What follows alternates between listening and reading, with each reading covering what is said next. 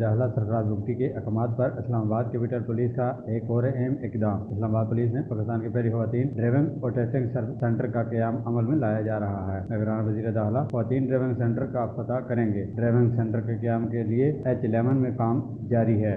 اسلام آباد پولیس خواتین کو بین الاقوامی معیار کے مطابق ڈرائیونگ لائسنس جاری کرے گی۔ اس سینٹر میں آزمائشی ٹیسٹنگ کا عمل جاری ہے۔ نیوز رپورٹر عبدالحمید میر، پاک ایشیا نیوز، اسلام آباد۔